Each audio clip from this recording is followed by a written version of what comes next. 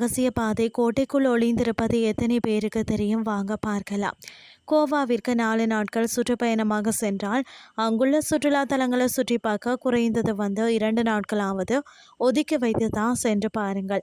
என்னென்னு சொல்லி பார்த்தீங்கன்னா, முதல்ல பார்க்க வேண்டிய இடங்களில் ஒன்றாகவும் பகல் நேரங்களில் இந்த அழகிய கடற்கரை, அதன் பளபளக்கக்கூடிய வெண்மணல், நிறைய நீர் விளையாட்டுகள், உணவு வகைகள், மாலை நேரத்தில் பார்த்தீங்கன்னா இரவு நேரத்தில் கோவாவை பார்க்க வெகுவாக கவரும்னே சொல்லலாம். ஒவ்வொரு புதனன்றும் பார்த்தீங்கன்னா இங்கே நடைபெறக்கூடிய சந்தை மிகவும் பிரபலமானது. அதாவது கலங்கூட் கடற்கரைன்னு சொல்லக்கூடியது கோவாவின் கடற்கரைகளை ராணி என்ற ஒரு புகழை பெற்றது தான் கலங்கூட் கடற்கரை. அழகிய வெண்மணல் கடற்கரை. கோவாவில் வேக படகு சவாரி, பனானா ரைடு, அடுத்தது வாட்டர் சர்பிங், பல சாகச நீர் விளையாட்டுகளில் ஈடுபட விரும்பும் மக்களுக்கு இது ஒரு சொர்க்கமாகவும் இருக்கு. இரவு நேரங்களில் கடற்கரையில் கொண்டாட்டங்களை ரசிக்க வைக்கும்னே சொல்லலாம். அடுத்தது பார்த்திங்கன்னா அகுவாடா கோட்டை. மண்டோவி ஆற்றின் முகத்து வாரத்தில் அமைந்துள்ள அகுவாடா கோட்டை ஒரு கம்பீரமான காட்சியை நமக்கு அளிக்கிறது. 1612ஆம் ஆண்டு கட்டப்பட்ட பிரம்மாண்டமான கோட்டை தான் கோவாவின் மிகவும் புகழ்பெற்ற கோட்டைகளில் ஒன்றாக கருதப்படுகிறது. இந்த கோட்டை அரபிக்கடலில் மயக்கம் காட்சியால் பார்வையாளர்களை பார்த்தீங்கன்னு சொன்னால் மெய் சிலிக்க வைக்கிறதுனே சொல்லலாம்.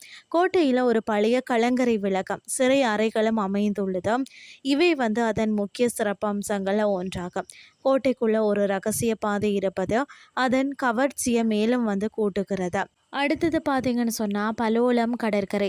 பசுமையான பனை மரங்களும் வண்ணமயமான கடற்கரை குடிசைகளும் நிறைந்த கண்ணை கவரும் தங்க நிற மணல் பரப்பு தான் பார்த்தீங்கன்னா பலோலம் கடற்கரை.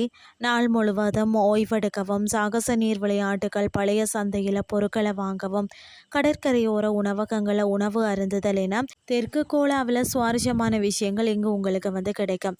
அடுத்தது பார்த்தீங்கன்னா கோல்வா கடற்கரை. கோல்வா கடற்கரையை விவரிக்க சொன்னால் அது அற்புதம்னு தான் சொல்லணும்.